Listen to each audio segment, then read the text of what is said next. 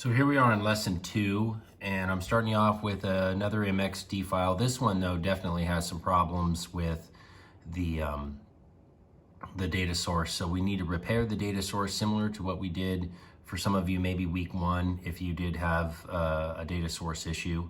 So I've started off in this MXD file a little bit more. The map has a few more problems than, say, week 1's map.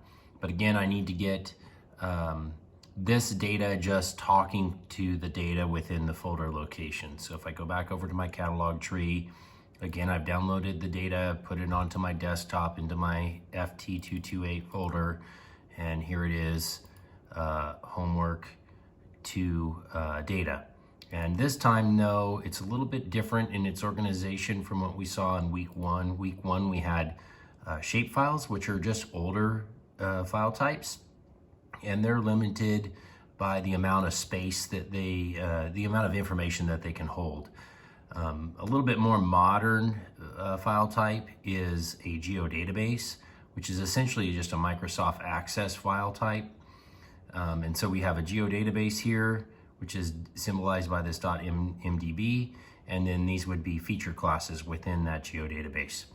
So if you look at the way that it's organized, it's a little bit nicer in that those feature classes are stored within the geodatabase versus the shape files are stored within a folder or a folder within a folder. So essentially what we need to do is get beaver sign to talk to this beaver sign over here, and that's what we're going to do by just right-clicking on beaver sign in the table of contents, down to data, repair data source. I'm gonna go navigate back up to, I've already made that folder connection to my desktop. I'm gonna go back into homework 2 data, into the geodatabase, and I'm gonna select beaver sign and then hit add. And so then that's nice, it's populated most of this stuff. What there is here is an extracted Tiff file. What that is basically a background image that is no longer available for us, and if we look into catalog, it's not included. So the reason is the overall size of it. So we could just remove that from our table of contents just to get rid of it. Now again, with this map, we're going to want to clean up some things. I also want you to symbolize the beaver sign by the different points. So this was actual data that students collected probably around 2012 or something along those lines. So we're going to right click and go into our attribute table, and we're going to scroll all the way over here. Yeah, so it's 2011, all the way over to the very far right, and we see this field here called beaver sign. So we want to actually symbolize all these points. Instead of it just being a single symbol, we're going to use the unique values, and we want to symbolize it by this field, beaver sign. So to do that, we're going to double left click to get into the layer properties of beaver sign.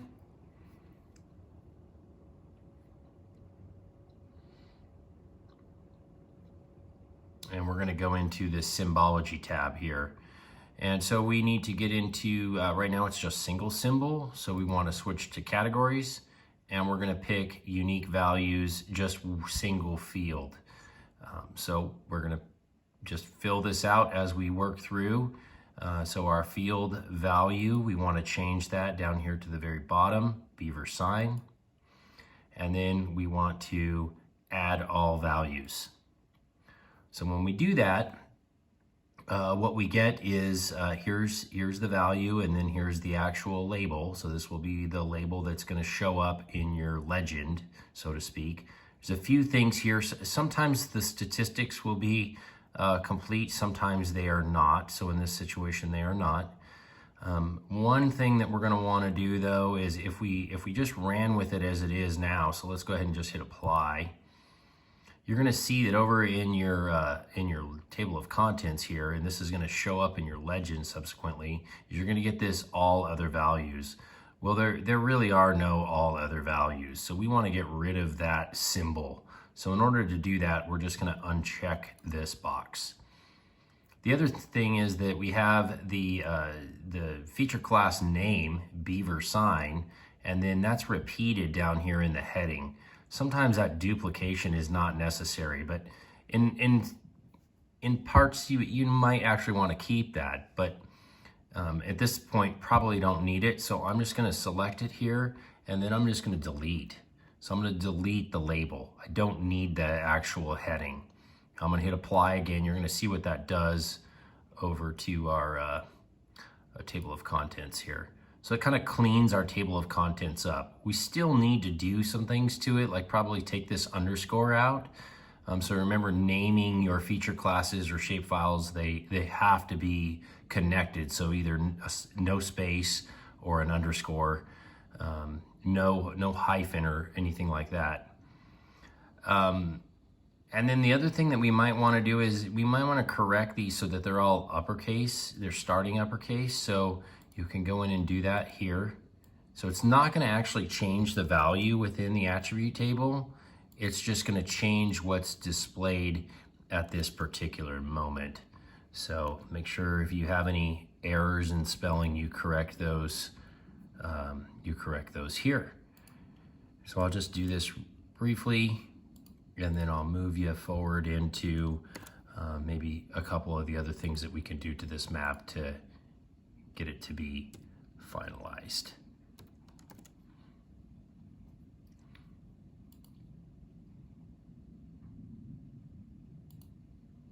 So then that shows up here, and we can also go in and change these symbols as well. So you can select the properties for all symbols, and then we can also change the size. You know, we can make them a little bit bigger. You can change the color ramp here. There's a variety, you know, plenty of styles to select from. Probably the best is something along these lines.